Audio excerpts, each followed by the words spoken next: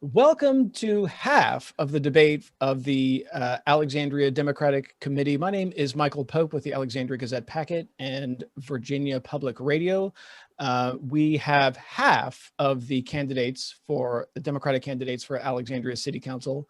And if you're watching this, you want to make sure that you go and watch the other video, which is the other half of the candidates. So please keep that in mind. We are going to start this forum with opening statements, then we're going to get into questions. The candidates are going to have 1 minute to give their opening statements, 1 minute to give answers to all the questions, and then we're going to close it up with a question at the end. And so let's jump right into it and get our first opening statement from Bill Campbell. So the floor is yours. Thanks, Michael. My name is Bill Campbell. I'm originally from West Virginia. I've been in Northern Virginia for 34 years, 17 years of that in Alexandria. I have 3 adult children now, all went through Alexandria Public Schools. I've been fortunate to spend 6 years on the Alexandria City School Board. I'm an engineer by training. I spent 33 years working on a multi-billion-dollar defense modernization projects. I am now retired. My wife is retired. We've decided to stay in Alexandria. We love the city. I've been on several boards and commissions. Right now, I'm on the Commission for Aging. And we feel that my experience, my life experience, my experience on the various boards and commissions in Alexandria, to include being elected to the school board, will help serve the city well as a city council person. And so we appreciate your consideration. Sarah Bagley. Here I am. Good evening, everybody. I'm Sarah Bagley, first-time candidate for City Council. I'm originally from Virginia Beach, Virginia. I was raised by my father, a Marine veteran, and my mother, who graduated from the Old Dominion University when I was in elementary school. They raised me to value community service and education, and that's what I've done with my life. I am a lawyer by training. I spent many years working as a trial attorney, and most recently, I have been working for the last 6 years with an affordable housing nonprofit. Those two professional experiences uniquely prepare me for a role on City Council here in Alexandria. I know how to tackle complicated issues, ask expert questions, tough questions, and also to advocate for communities that are often underrepresented and underserviced. I also care very deeply about Alexandria, which is my home now, and I have served with the Moms Demand Action organization as the event lead, and I want to work hard to make sure that our communities are as safe as they can be for all of its members. Thank you for your time. John Chapman. Good evening. As a 4th-generation Alexandrian, serving my hometown is a personal thing for me. For the past 8 years, I've had the pleasure of serving you on City Council. From my experience serving the community, my unique perspective, as well as my proven leadership, has produced results. Tonight, I ask for your support for another 3-year term. This past year has been one of the most difficult of all of our lives. And as a founder of a local business, I saw firsthand what this pandemic and the pandemic-related closures did to small business. I also, as a new parent, I saw the challenges of juggling family and working from home. And I know each of you experienced your own challenges this past year. But we know that we all need to stand together, whether it be parents, whether it be residents, whether it be educators, whether it be the entire business community in the city, to define the new normal for Alexandria coming out of this pandemic. It's only our resilience that's going to allow us to rebuild and come out of this pandemic stronger. And I want to be a part of that effort and hope, with your support, to lead that effort. Amy Jackson. So I'm Amy Jackson. I'm a hometown girl growing up in Fox Chase Apartments in the West End, and I'm a product of ACPS. I'm also a mom, a wife, a daughter, and an educator, and a city councilwoman. I'm currently serving in my first term on city council, and I'm hoping you'll reelect me in early voting or on June 8th, and then hopefully again in November. As my colleagues already stated, our city is resilient, and as Alexandria recovers from this pandemic, we have several issues we need to continue to address. We have a healthcare crisis that became an economic crisis and an education childcare crisis, and the equity issue is throughout. In order for our city to reopen and live up to its full potential and build back better, we need vaccinations distributed in an equitable fashion, schools to reopen now to mitigate the achievement gap and get kids back on track. Our local businesses and restaurants have started to hire. Kirk McPike. Thank you so much, ADC Democrats, for watching this stream this evening. It's great to be with you. I've spent my entire life, well, my entire career, working to advance progressive democratic causes. And it's actually that work that brought me to Alexandria 10 years ago to run Adam Evans' campaign for the Virginia Senate. And when I arrived here, I didn't just discover a job, I discovered a place that I loved and wanted to be my home. And I've worked here in Alexandria ever since. On our city commissions, I've been a member and chair of the Alexandria Economic Opportunities Commission. Today, I am a member of the Budget and Fiscal Affairs Advisory Committee for our city. And in my professional life, I'm chief of staff to a member of Congress, a Democrat from California named Mark Decano. My whole life has been about advancing the progressive values that we share as ADC Democrats. And if elected to council, that's what I plan to do. First and foremost, to help our city recover from the COVID-19 pandemic, to help our families be made whole, to help our businesses become viable and to restore the businesses we lost, and to help our students catch up from the educational opportunities they've lost. I look forward to speaking with you all tonight and look forward to a great debate. Thank you. Kevin Harris. Hello, my name is Kevin Harris. I'm a minister, community organizer, small business owner, husband of 17 years, and a father of 4 girls who attend ACPS schools. And I'm running for city council to create a more equitable Alexandria. I've considered Alexandria home since attending John Adams Elementary while living in Southern Towers on the West End. Alexandria is a wonderful place to live, but we still have an equity issue that lingers in the shadows that needs to be addressed if we're to continue to shine as a city. As a minister, I know individuals who work in the city but can't afford to live here. As a community organizer, I know communities whose voices are underrepresented. As an entrepreneur, I know small business owners who aren't extended the same courtesy as larger companies. As a father, I've witnessed the educational gap that exists for girls and students of color. For years, I've fought on the ground to empower these groups and communities that have been systematically marginalized. Now I'm running for city council to continue my fight to ensure that equity is no longer a buzzword in Alexandria, but a reality, because I know that Alexandria is stronger for everyone when all voices are considered and the marginalized have a seat at the table. Thank you. And Patrick Moran. Thank you. My name is Patrick Moran, and my candidacy is about service. Service to my hometown, service to my community, a legacy of service and leadership that my family has offered to Alexandria since 1971. I grew up in Delray, and I now live in Old Town. Of the 13 candidates running for Alexandria City Council, I have one of 3 amongst Amy Jackson and John Chapman who were born in Alexandria. My heart and soul, as are theirs, are wed to Alexandria, its past and its incredible future. I'm offering to serve on City Council because I recognize that my experience will be critical to ensure that Alexandria is able to address our community's concerns as effectively and efficiently as possible. And because I know Alexandria can be the best small city in the world. My professional background and record of service are unique. It just so happens that they directly overlap with our community's needs. I'm a contractor hired to solve problems by neighbors looking to solve their flooding issues and maximize the ecological benefit of their properties. I'm a small business owner who's created jobs, full-time jobs with benefits and paid time off, where careers are launched and goals are achieved. And ultimately, folks are able to contribute to address the largest concern of our time, climate change. This insight is going to be invaluable as we ensure that our Okay, candidates, our first question is about the kind of bread and butter issue that the city council deals with, which is growth and development. And I was interested in getting kind of a philosophy on growth and development by asking about parking minimums versus parking maximums. So if there's a development, you could have a parking, if like there's 30 parking spaces, the 30 could be a minimum or a maximum. In other words, you could have more than 30 spaces or fewer than 30 spaces. Really what the question gets to is suburban versus urban, which direction you feel like the city should be heading in a parking minimum, which would be sort of more, well, parking minimum versus parking maximum in terms of urban versus suburban. And we are going to start with Sarah Bagley. Thank you.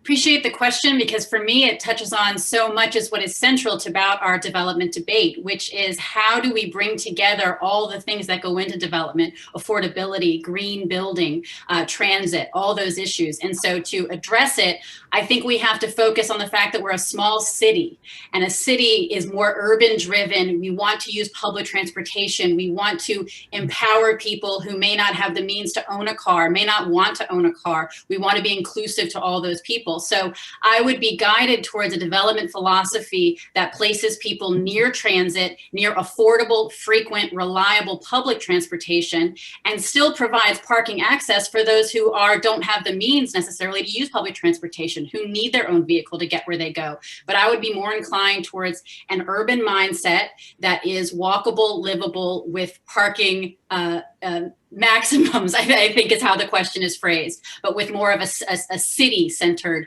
view. John Chapman. Thank you. You know, the parking maximum philosophy is, as Sarah said, is kind of the urban model. Here in Alexandria, we've tried to invest in transit and make walkability something that's safe and reliable and easy for people. What we've seen with development is that we want to induce people to use other methods of travel to get from place to place. But I do believe in certain parts of our city, we haven't made the significant investments for the multi-moded transportation, as we like to state it. And so there are going to be those individuals that still rely on their car. When I was growing up in the city, we didn't have a car until I was about 15 years old. And so from earlier on, we learned how to use public transit, but I certainly understand the independence that a car gives families and individuals. Amy Jackson. Thank you for the question. So we have unique neighborhoods here in Alexandria.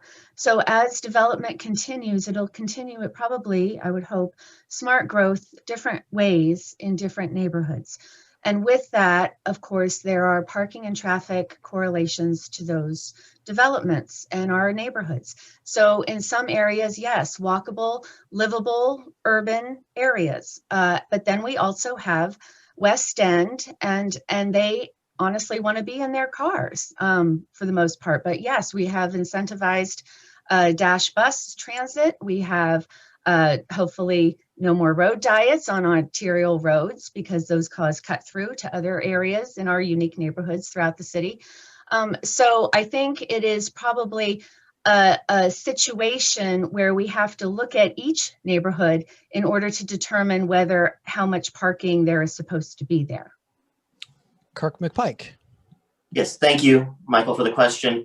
Alexandria is a city, and it's a beautiful city. It's also a city with a lot of different types of neighborhoods and communities in it.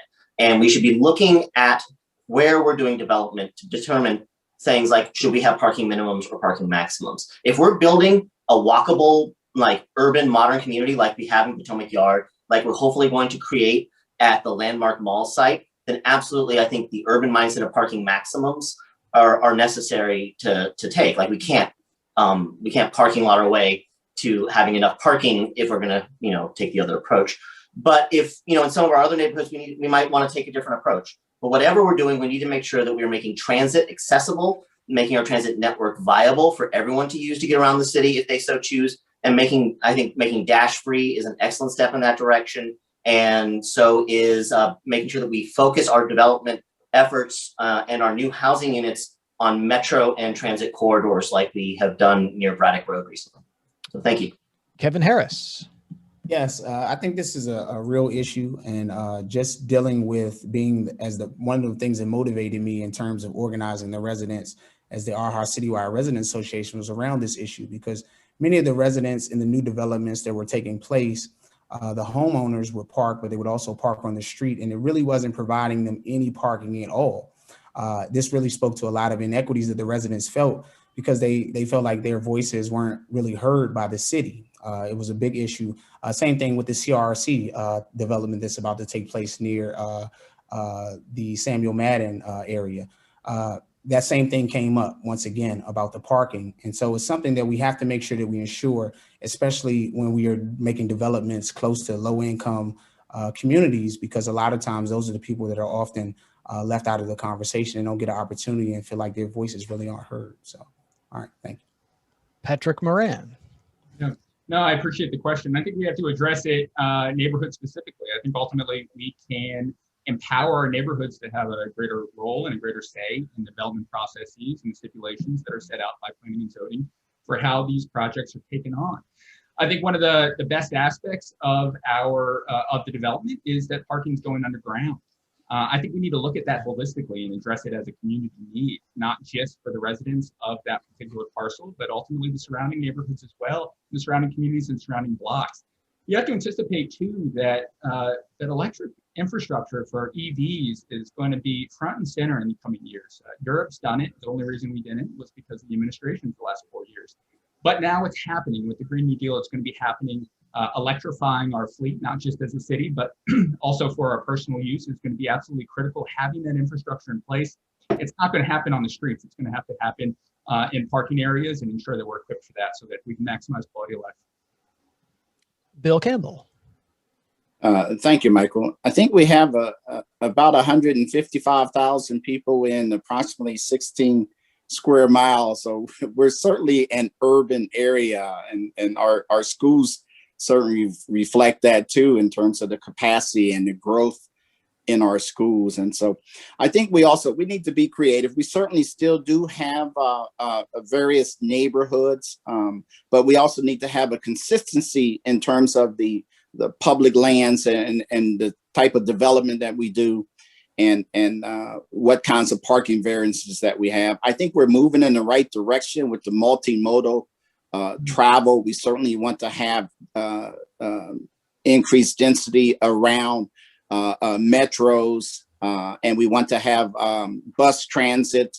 And then in the areas where we can have safe walkable routes, we want to continue in that direction also. All right, our next question is about affordable housing, which is, of course, a topic that I'm sure everyone's asking you guys about on the campaign trail. I was trying to get a sense, I hope to get a sense with this question of what your boundaries are. So, of course, affordable housing is important. Where do you put it? So I was going to ask you about two things, accessory dwelling units and co-locating on schools. So what's essentially too far? Would you support putting affordable housing in accessory dwelling units? Would you support putting affordable housing, co-locating it with schools? We are going to start with Councilman Chapman. You're first. Thank you for the question. Council did look to try to add ADUs as an additional policy that we have in our zoning, and allow for their usage, and look at them as an option or an opportunity to provide affordability.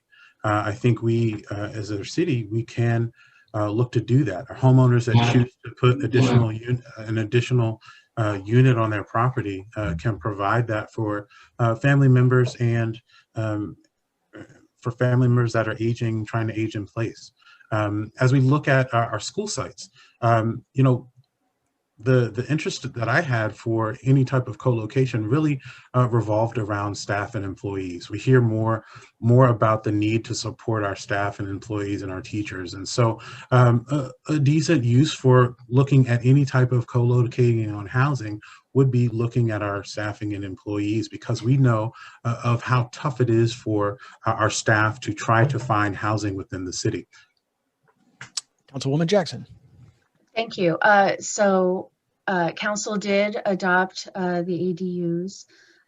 I was not part of that, only because if we are looking for affordable housing options, I did not feel ADUs were going to be affordable, not to build them and not to be in them. So I felt it was a no-go for me on that. Co-locating on school property is definitely a no for me. The educator in me, and now during COVID-19, we need that property for our kids, for the schools.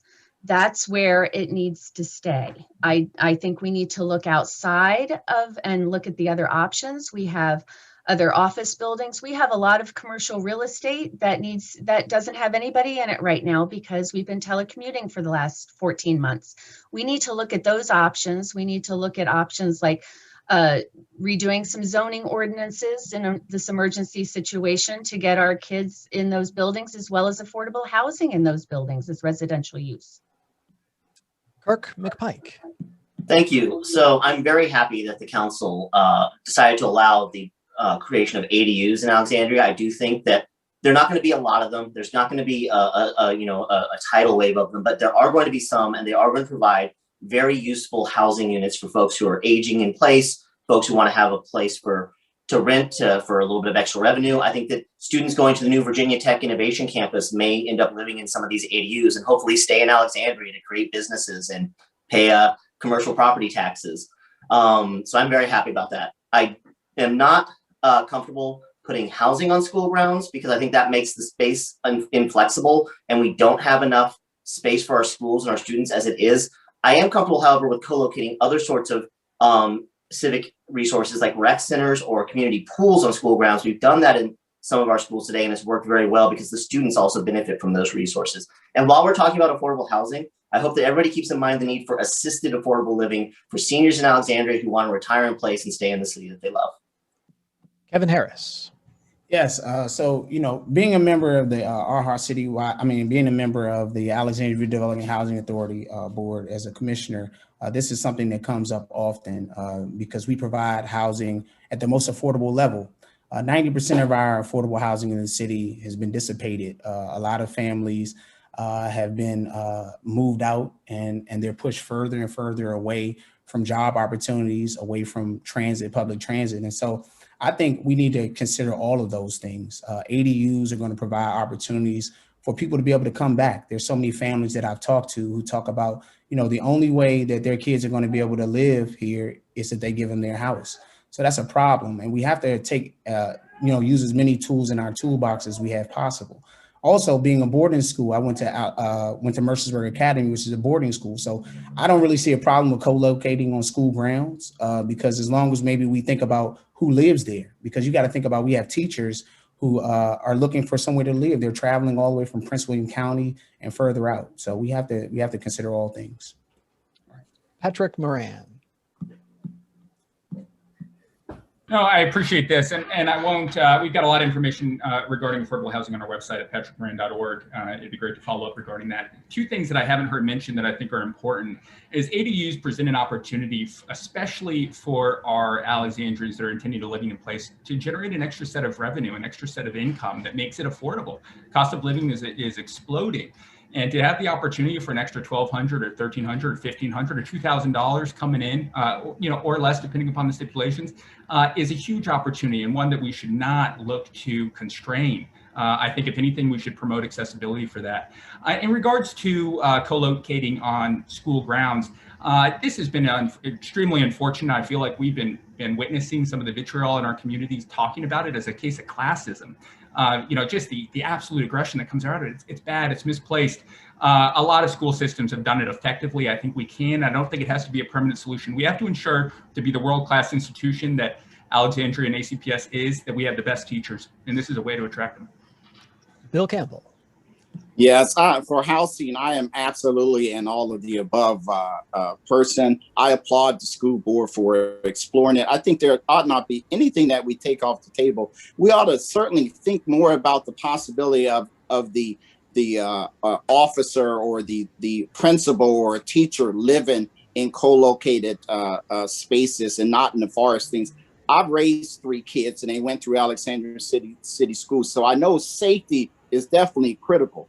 But I think we ought not take anything. If we believe in diversity and we want to maintain our diversity, then we need to look at all options with regards to housing, because if we cannot maintain various housing options, we will not be able to maintain our diversity. So I absolutely support all of the above options for housing.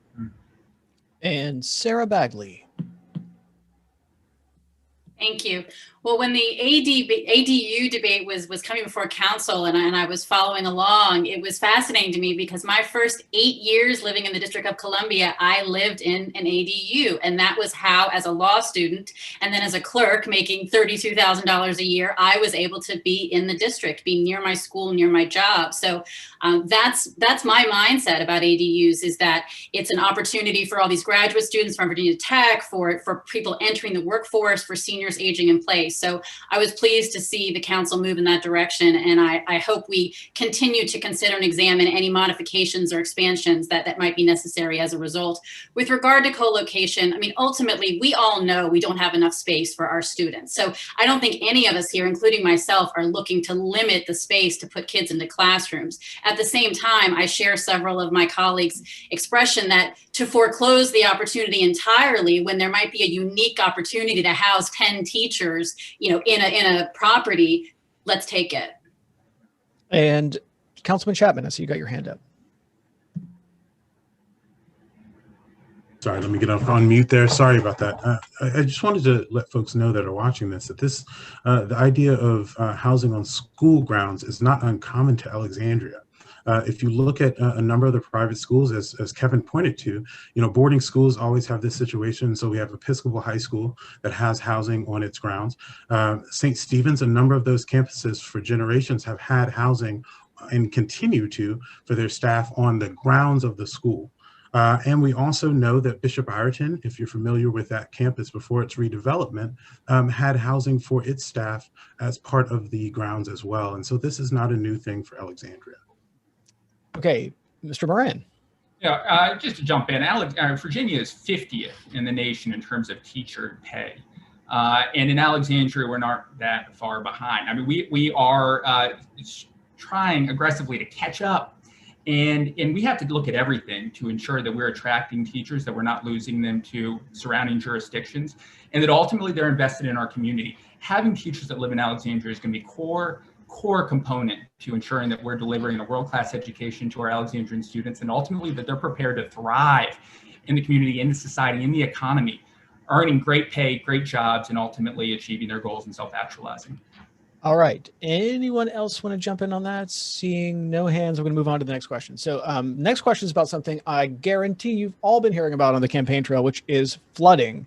So the last few years have seen a lot of flooding issues. It's really taken off lately with a lot of flooding problems. I want to hear some specifics. Give the viewers some tangible, real things the city council can do, the city government can do to fix this problem with flooding. We are going to start with Councilwoman Jackson. Thank you. So we have done some things. Obviously, one is we have a lot of flooding because we've kicked this can down the road a little too long, obviously. So we need to fix especially the flooding that's in Delray and Rosemont, but it is throughout the city. It's also like sunny day flooding down on the waterfront. So as you've seen, we've had to add more stormwater fees. We've got an ad hoc committee for oversight. We've got very engaged community members that have also started their own groups to keep people aware of what is going on and who's saying what, and when the but when the spot projects are going to be done and where they are. And so, we've got only so much money to do so many projects starting at once. And hopefully some of the rescue plan funds will also be put towards some of those projects as well. Thank you. Kirk McPike.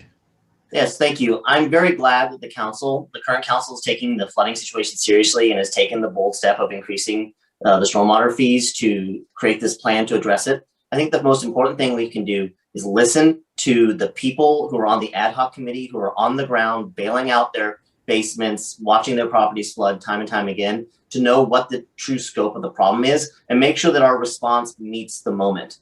We're going to be dealing with both capacity issues and spot flooding issues. And I'm hopeful that we can bring money down from the federal government in the rescue plan, in the jobs plan, when Congress passes it and the president signs it, to work specifically on our capacity side of this problem so we can move that more quickly, so that as we're addressing the spot problems, we're putting that water back into a system that can actually take the water, and we're not just going to create a new flood further down the line.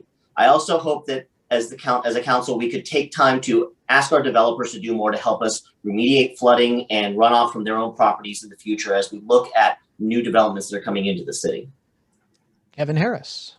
Yes, so this issue to me speaks to the number one rule in terms of being a city official is listening, right? Because people who live in these communities have been yelling about these things for years, and it's something that we continue to put off. And for me, going around and talking to people and hearing the different people in Delray and those different areas talk about how every time it rains, they have to pump their basement. And so serving as the resident association, citywide resident association president for ARHA, residents are always bringing things to me. I serve as a liaison between the organization ARHA and the residents. And so it has to be an urgent matter that you have to deal with. And I put myself in those people's shoes to make sure that those issues get resolved. I think one of the things that we can do is try to incentivize in development in terms of incentivizing the use of permeable surfaces, also utilizing the way these developments are done to ensure that maybe it can provide some job opportunities for for parents in the community. Patrick Moran. Yeah, we have to look at an all-of-the approach to do this, and this is a catalyzing issue that ultimately got me involved in this race. I think we also need to take a lead from some of our neighbors in terms of best practices and creative solutions that they implemented. DC just rolled out a 23-foot wide tunnel that is literally dug underneath. Think Boring Company, think Elon Musk.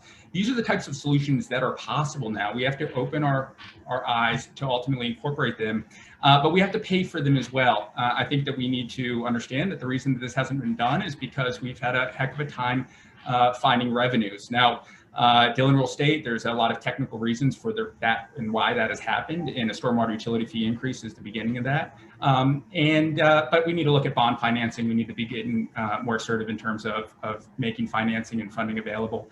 I think we also need to look at some of the small fixes that can have an immediate impact on neighbors, on quality of life. Mitigating stormwater BNPs can happen in medians. Our roads shouldn't be getting repaved to be asphalt. They should be permeable.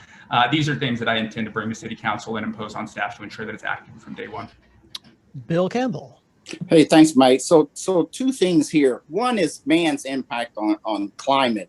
Our environmental action plan starts to get at some of these things, but 100-year storm doesn't necessarily mean it's going to happen every 100 years. You hope that, but we've had some bad storms here too. And the second thing is infrastructure. Infrastructure is just not sexy, so it's easy for elected officials and citizens to kick that can down the road. And it's been done. But on schools, we said we got to quit doing this because our schools, in terms of the infrastructure of the schools, not just capacity, but the maintenance and infrastructure. And so we presented a capital improvements budget that was significantly more, but it reflected reality of what we needed to do. So we formed a committee jointly with the city. And so the city's capital improvements budget was up also to start looking at the maintenance and infrastructure. Then certainly we've also increased the storm fee there too. So funding has a big part of it too. And now it's front and center on everybody's radar. Sarah Bagley. Thank you. Well, while I certainly agree with everybody's expressions here that we need to apply American Rescue Plan funds and we need to, dedicate aggressive funding more so than we have for decades, I think one thing we haven't touched on yet is the day-to-day mental health impact this has on those residents. Can you imagine when the clouds roll in and the rain starts to fall, the seizing effect that must have on those people? So I think one thing specifically needs to not get lost in this is short-term relief for people who are worried about losing their insurance due to the number of claims, who are having to make choices about whether they file a claim or not, who are having to dip into savings to decide to install things that they need preventatively. So I wholeheartedly agree with these long-term aggressive projects we need to do, but I think specifically we need to consider the next 2 or 3 springs for so many of these families and how we can help them get to the end of these massive infrastructure projects without seizing up and stressing every time, the clouds roll in. We owe that to our citizens. Councilman Chapman. Thank you. And Sarah's absolutely right, especially on the short-term solutions that we need to provide to residents. That's why I'm glad that Council pushed forward a proposal to provide a grant program for homeowners so that they can help fix up their property in the meantime, in that gap between now and when the city finishes some of these capacity projects, as well as some of these spot projects. I'm very glad to be the council liaison on the advisory group, where we've put together a group of activated citizens that are going to work with staff and hold the city accountable for making sure we complete the projects we said we have to. And frankly, they're going to push us to move up some of these projects. I think everybody is aware that we have a 10-year plus CIP for this, but we know we can't wait 10 years to fill out some of these projects. And so the focus is going to be taking some of the funding opportunities talked to us by Sarah and Kirk, and make sure that we use that funding to push these projects up and solve these problems quicker. Okay, anyone want to weigh in on that? Mr. Moran. Yeah, no, this is critically important, and I appreciate what Councilman Chapman said. There are things that we have to recognize as a community, and folks are going to be watching this and trying to figure out what the heck's going on. We do have 300 vacancies. This is an issue that we are looking at, but at the same time, we've got unfilled stormwater management professionals, project managers, and program managers that the city has not hired because we have a hiring freeze associated with the pandemic. We have to look at this. I think this is something that we have to address. We have to ensure that the folks that we do hire are educated and up to speed in terms of the best management practices and maximize the ecological benefit of the projects they take on. Okay, and Mr. Harris. Yes, I was just going to say that this is, we're talking about this thing, but it's really something that really needs to take place. It's like one of those things that, you can hear people talking about it, but you really have, if you're dealing with, I'm dealing with residents who deal with these sort of issues, this is real. This is a serious situation it can't just be some campaign talk and all jargon. It's something that has to be done. It's been too long. And I don't want to be hearing about it 3 years from now. So we have to make sure that we put people in place that are really serious and compassionate and care about taking care of people.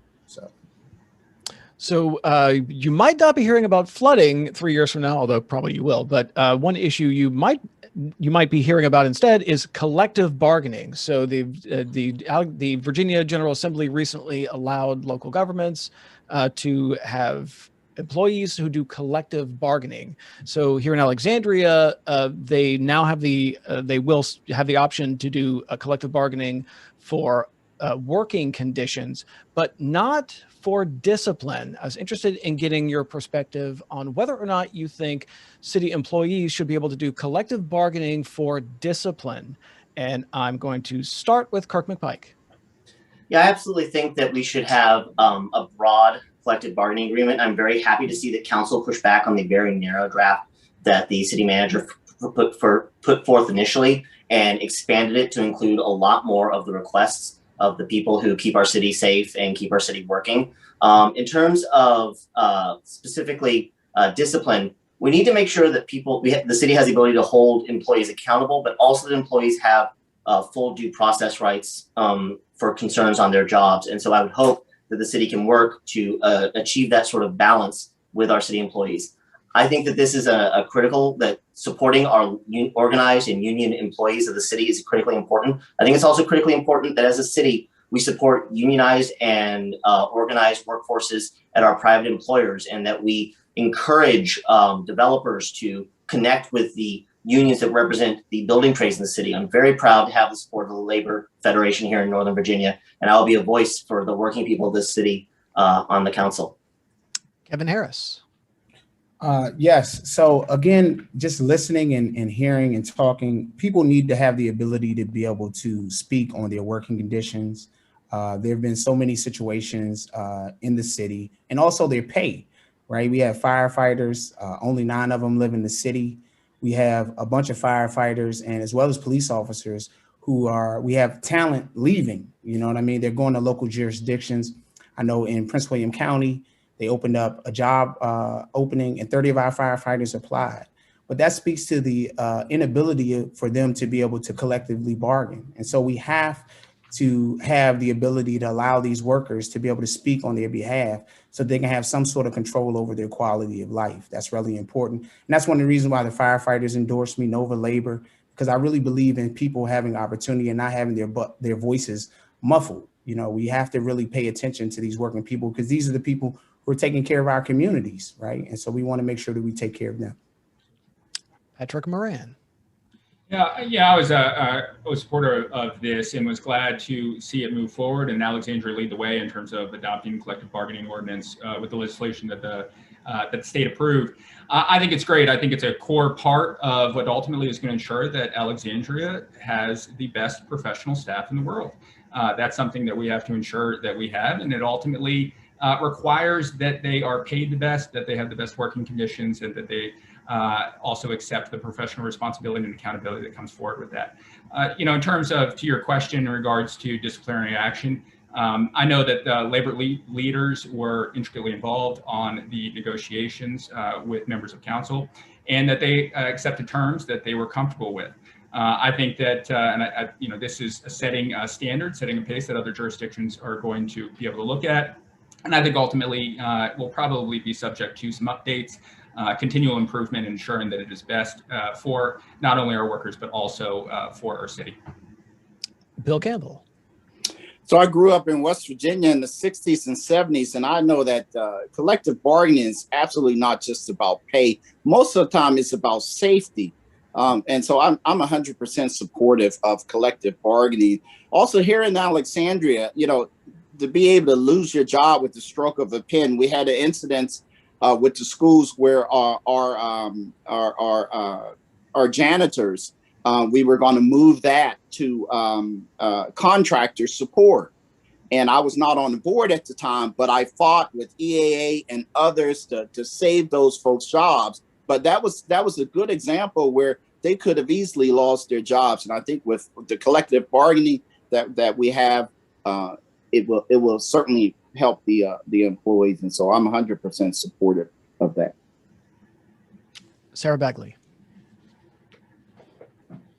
Thank you. Yes, I share most of the panelists' position that the development of a CBA here in Alexandria, and as one of the first jurisdictions to move on that, you know, continuing to sort of set the standard of the progressive community that we are. I was proud of that. In talking to members of the labor community, it was clear that the discipline piece was going to be unlikely in this first draft. But what they want out of it, my understanding, is a consistency, a reliability in the discipline process. And I think that's something we all want. We want to know that if I do something, you know, X, and you do X, we're gonna have the same outcome, and we can predict that outcome. And so I am encouraged that we are having that dialogue, and that there will be an ongoing effort to engage with the labor community to let them suss out an equitable, you know, series of discipline that they can all agree on, and that is publicly communicated within their organization, so the level playing field amongst trades workers. Councilman Chapman. And it's correct to say that we are continuing that dialogue. This first step to have a CBA was just that, a first step to get some of the conversation started around issues of discipline. Overall, council has to be able to hold city staff accountable when it comes to some of their actions. And so putting that in a way that is constructive within the CBA process is something that we believe that did not need to be the first step, that need to be a continuing step and continuing discussion as we continue to update the CBA, talk to employees about kind of the expectations, but also talk to the community because they're going to have questions and want to know how council is holding staff and city staff and management accountable. Councilwoman Jackson. Yes, thank you.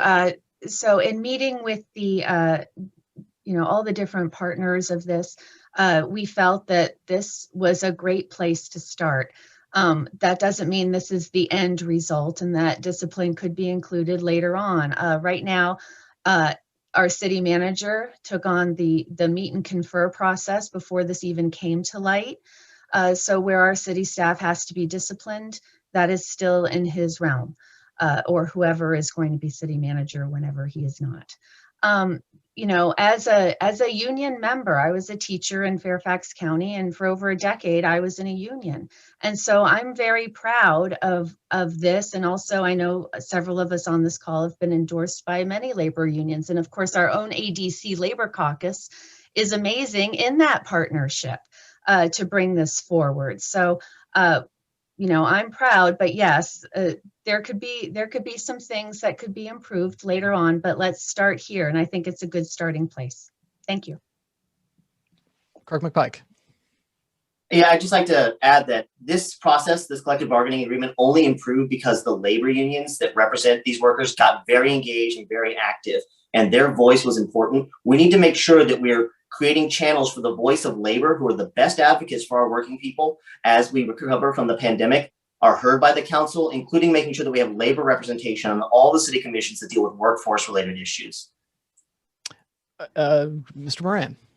Something I'd love to see as part of this, and as our organized labor becomes stronger and stronger in Alexandria, is a strong apprenticeship program offered to ACPS students and other Alexandria students that are going to private schools. These are trades and skills that are invaluable, that are resilient to fluctuations in the job market, and coupled with small business skills, accounting, and otherwise, it can be the basis in which folks can start their own jobs and achieve financial independence. All right, our next question is about an issue I'm sure you've all heard about, which is the Seminary Road diet. I want to ask a two-part question. A, would you be in favor of spending the money to undo what was done on Seminary Road and put it back to 4 lanes, which would cost somewhere between $300,000 and $700,000? And sort of thinking ahead, what do you think the future of road diets should be in Alexandria? So, two-part question: should the city undo what was done on Seminary Road and spend the money to undo it? And then 2, what's the future of road diets? We are going to start with Kevin Harris.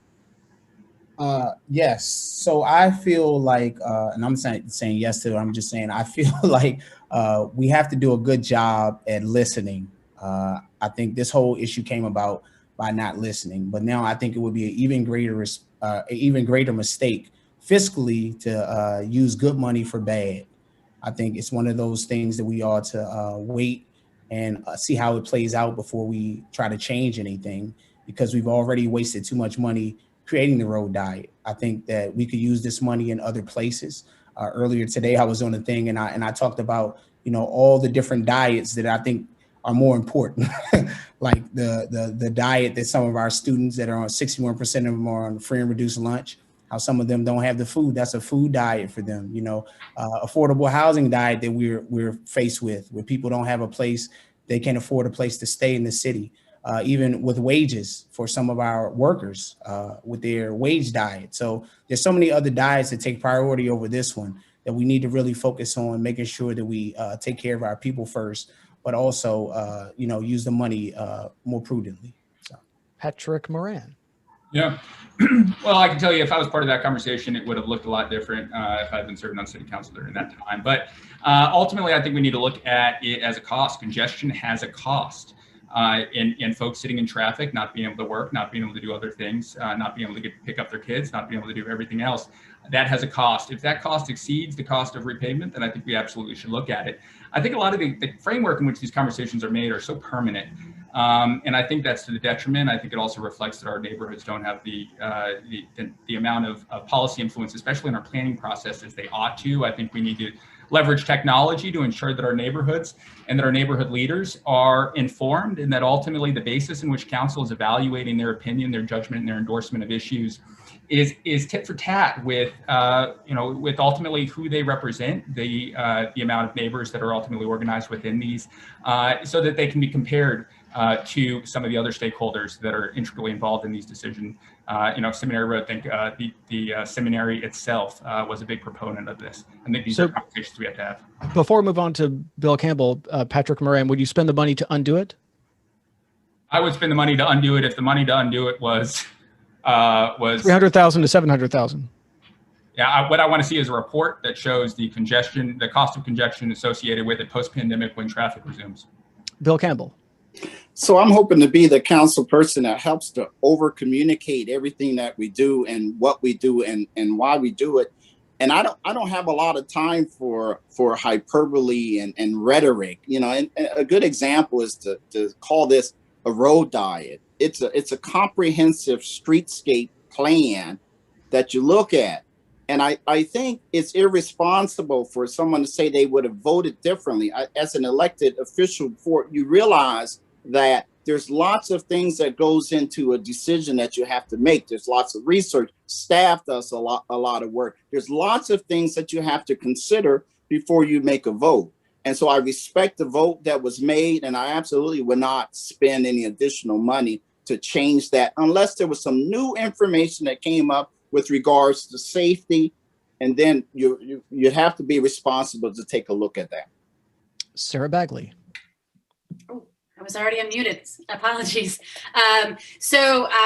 It's interesting to hear Patrick talk about the cost of congestion, and I appreciate the attempt to make this sort of a fiscal analysis. But of course, the other side of that is the cost of a human life, and that's part of what led us here, right? It is an effort for safe streets and a Vision Zero plan. So I know that this road diet had built in an examination period, and yet the bulk of that period has been in a pandemic. So I am conscious of and sympathetic to the extension perhaps of that examination period when we do return to whatever normal looks like moving forward, and not relying on what is arguably a distorted period of time to say that it has had no impact. Having said that, the cost of congestion would have to be a fairly great degree to outweigh what was primarily a safety and inclusive streets policy that was guiding this. So that's the data I would look for. Would you spend the money to undo it? That cost would have to be really high. The cost, this congestion cost, the impact on daily lives would have to be really high. Councilman Chapman. Thank you, Mike. As I look back on this discussion, when people talk about it, I think a number of people don't talk about the fact that city staff brought us a safe alternative than what we did today. The last alternative that staff brought us would have allowed for capacity within the corridor, but also provided some of the safe options for that part of the street. And that's what I was supporting, and that's why I didn't support what we did today. I do think a bigger conversation around our arterials and how we keep people safe on them with the necessary resources is part of the conversation that we did not have as a council. We also did not have a conversation around cut through traffic, particularly in Central City, Alexandria. I was proud to push staff to put together a Central City task force that started to look at some of the traffic and congestion issues that we have in this part of town. But we do need to look at the opportunity to redo this, because we need to understand that the future of Alexandria is really, and future of travel around Alexandria is really going to be determined by some of our arterial roads and how accessible they are for motorists. Would you spend the $300,000 to $700,000 to undo it? Councilman Chapman, would you spend the money to undo it? They unmuted me, so yes, I would. Councilwoman Jackson. Yes, I would spend the money to undo it. So you don't have to ask me at the end, Mike. So, so like my colleague has just pointed out, we had a lot of information presented to us, and we had a lot of reports that honestly from our professional, from our safety personnel, they were quite surprised, quite a few of them, about how this turned out, because they need to be going up and down that road safely as well. So yes, I think we need to redo it. I think future road diets need to have more transparency and communication built around those while they are presented to council, because this became a he said, she said in a lot of ways that I don't think anyone on council was prepared for when city staff brought it to us. That just means that we have to do our own sleuthing and know the questions to ask after we've done our homework, and then vote the way our community members honestly wished we had. So yes, I would undo it, and future road diets, we have to look at the information situation by situation. Kirk McPike. So no, I would not initially, or in this next council session, vote to revert the road back to what it was. The intersection at Howard and Seminary is going to change in the near future when Inova Hospital relocates to Landmark Mall. And we don't know what the traffic needs are going to be along that stretch of road once that transition has occurred. So I would not be in favor of spending another $300,000 to $700,000 right now before we know what those traffic patterns are going to look like. Regardless of what those look like, though, we should not make any changes to the road that reduce the safety of the road for people using multiple modes of transportation, be that bicycles or cars. So safety has to be essential. Regarding road diets are a small component of the Complete Streets program that the city has. And whenever we're reconsidering or repaving a street, we should give thorough consideration to the totality of options under Complete Streets. That doesn't mean that a road diet will always or even often be the most viable option, but it does mean it's something that will occasionally be, the right way to go. Also, I'd like to say that I've talked to hundreds of voters about this issue at their doors in the city, and opinion is very mixed across the city about this.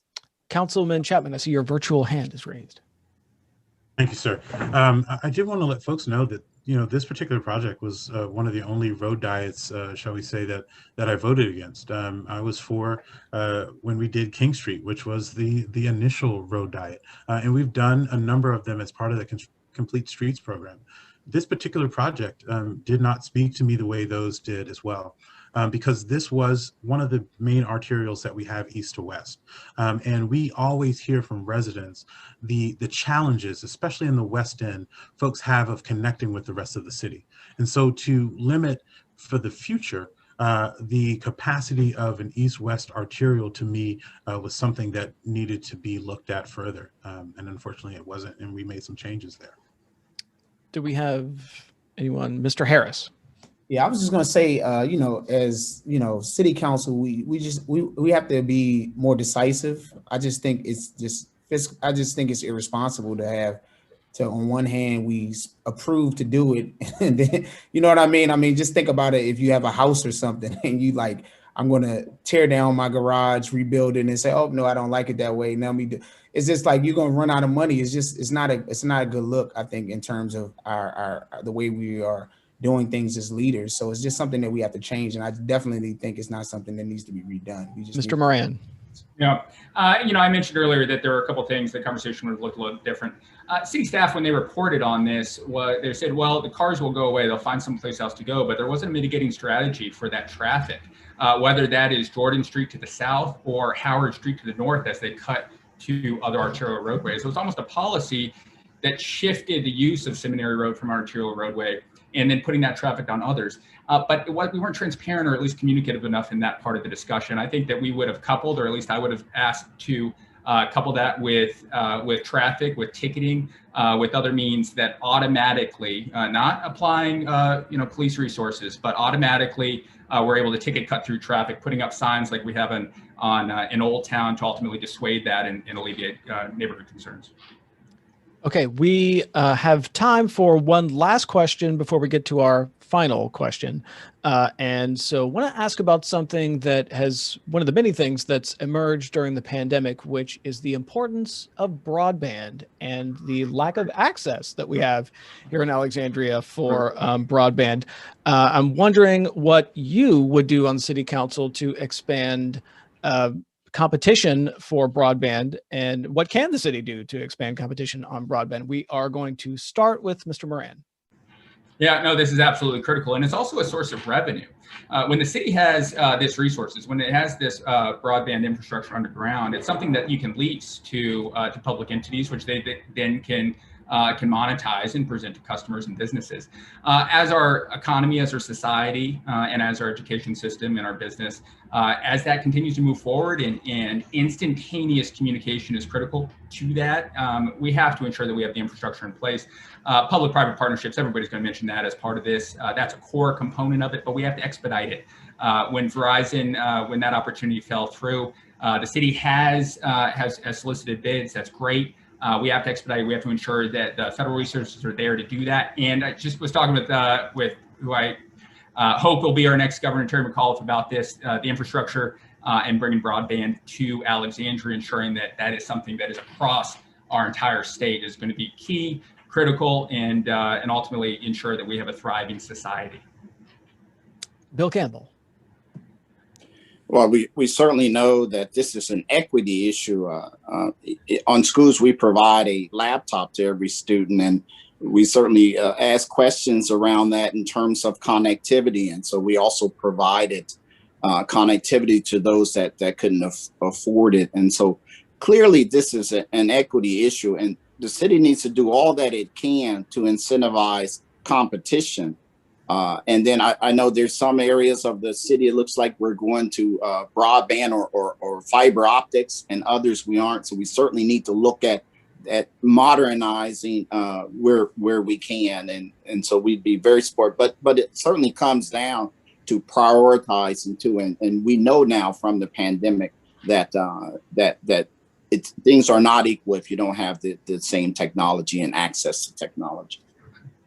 Sarah Bagley.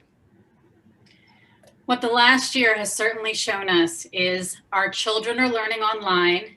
We are interacting with our friends and loved ones online exclusively, some of us, and we're registering for our vaccines online. We have to approach broadband like the public service that it is, like schools, like roads, like fire departments. We have to treat this issue like the future and current issue that it is. And so it is incumbent upon us, the current and next council, to be aggressive and to recognize that this is an access issue. When Mr. Campbell says it's an equity issue, that's exactly what it is. If you can't right click, double click, and get to CVS fast enough, you are literally not going to get your vaccine. If your child doesn't have enough Wi-Fi in the house for all three of them to be in class at once, they are not getting their education. So this is a public services issue, and we have to treat it like such, and we have to find aggressive current solutions. Councilman Chapman. Proud of this council as well as previous councils that have been aggressive on this issue. As I know, we have gone to the market several times trying to find the right company to come into Alexandria and help us build out our broadband. It's taken multiple times and many years to try to find that partner, but we haven't given up because we know the importance of broadband. We have municipal broadband at a number of our municipal sites. We're working with ACPS to build out their infrastructure, but we know the last piece of this is to bring it out to the community. And we need to bring it out in an equitable way. It's easy to try to throw it into the easiest parts of Alexandria to do the construction underneath. But we know that we need it so much more on the West End, frankly, where we have so many more residents. And so building out our broadband is going to be one of those processes where we are going to have to be vigilant with the companies that we work with to make sure that they are doing that in an equitable manner across the city, so that when we actually turn this on, people from different neighborhoods can access this broadband. Councilwoman Jackson. Yes, thank you. So this is essential, obviously. After just being 14 months, I believe I'm the only mother of 2 elementary school age children who the first grader has a tablet and the third grader has a Chromebook. And the thing that happened the other day during all that wind is one teacher was actually in the school. The school didn't have electricity or broadband, so he could not finish his classes because they couldn't get back on. But because my daughter, the third grader, had her teacher at home still virtually, she continued school for the rest of the day. So it was quite interesting. So we need to have broadband throughout the city. We're working on a municipal fiber network, and we need to bring the public-private partnerships like Virginia Tech Innovation Campus, Amazon, anybody that wants to get on board to help us get this thing built for all of our community. We have seen during COVID, it's not just our students and schools who have been using this for the last 14 months, it is our workforce because they have been telecommuting as well. So it is a community-wide issue that we need to have addressed right now. Thank you. Kirk McPike. Thank you. Yes, the inequitable access to broadband in Alexandria cost many of our students an equal opportunity at learning over the course of this pandemic. It cost people opportunities to get jobs. And because of the inequitable access to vaccine slots, we can never be sure if it didn't cost any lives. So we absolutely have to address this problem. I agree with many of the people who've spoken before. We need to take that municipal fiber network that we're building and we need to run it out into residential areas and then find a private partner to offer ISP services over it. And we should start running it out into our underserved areas, into the areas that don't have good coverage now, into the areas that can't afford the high monopoly prices that Comcast charges in Alexandria. Beyond that, we need to work with our allies in the General Assembly to address cable internet monopolies as an issue. When internet came over the phone line in DSL, you could get multiple providers offered over the same line because it was a common carrier line. In Virginia, we should live out our progressive values. Our cable line should be common carrier. We should be able to purchase alternative internet service over those cable lines that will bring down prices. But first and foremost, we should build out that municipal network and get it to our underserved communities. Kevin Harris. Yes, so this is an issue that really is near and dear to my heart because it's something that I've dealt with often as a father with 4 children in different grade levels inside of a school.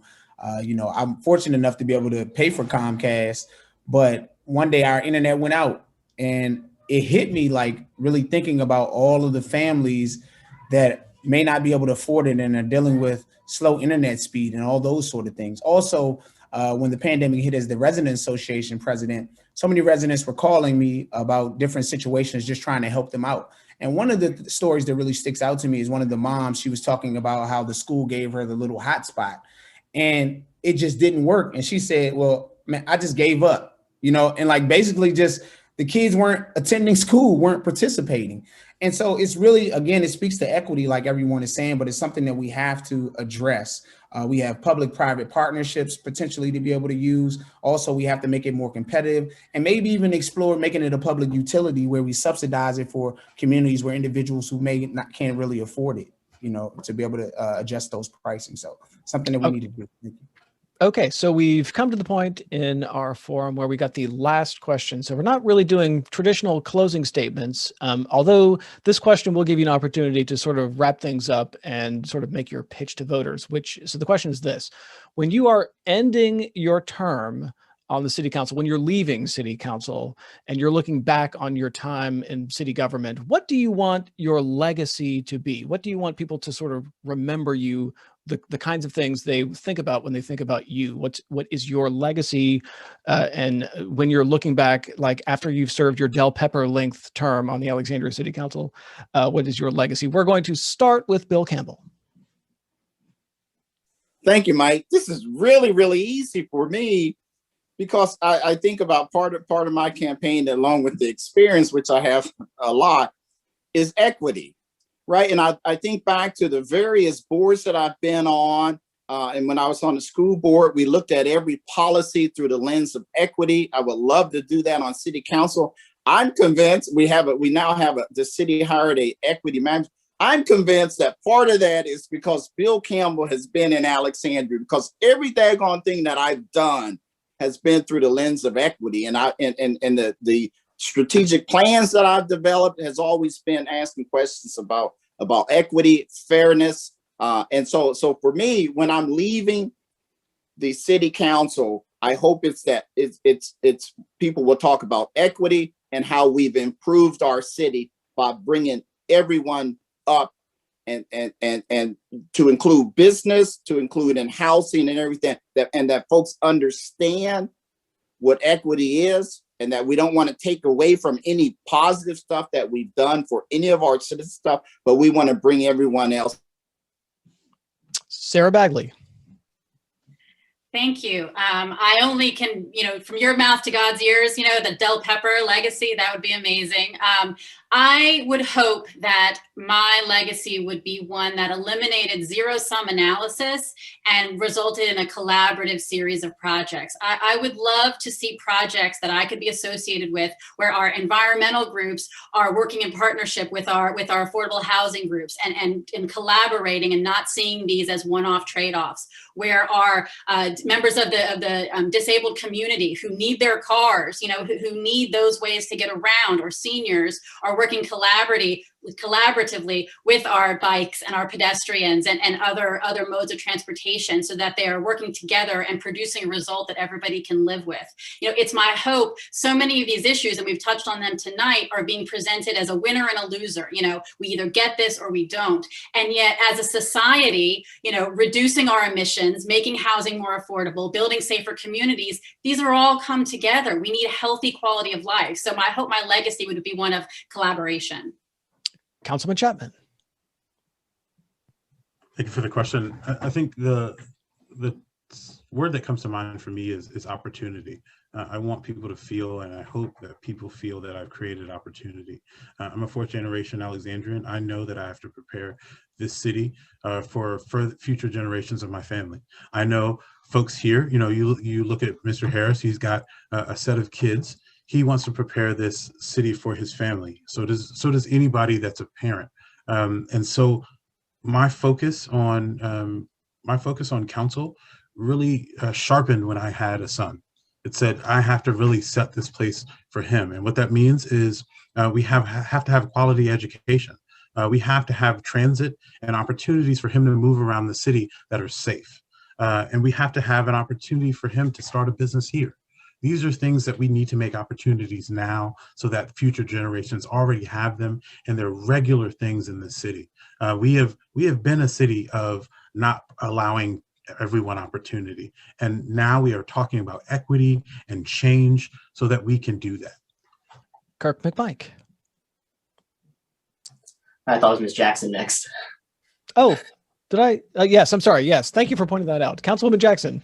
It's like, oh, we're going out of turn now. Okay. So thank you for that question. I've always been very community minded and all about service. That's what my life has been. In anything that I've done ever, it's always about serving others.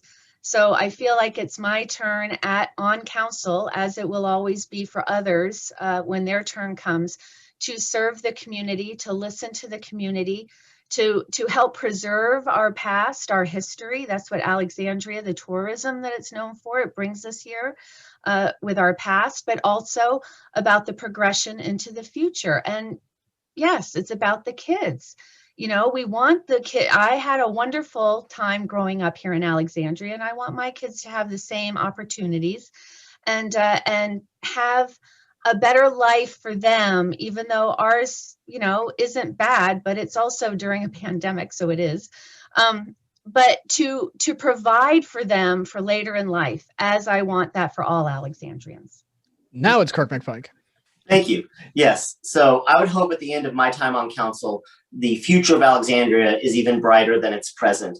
And that it's brighter because we've created housing that is affordable for people at different levels of income. It's brighter because we've taken care of our schools, made sure that we've addressed overcrowding and given them the funding they need to help every student succeed. It's brighter because people in our neighborhoods today that flood see a rainstorm coming and think it's going to be a nuisance and not a threat to the most important investment that they have.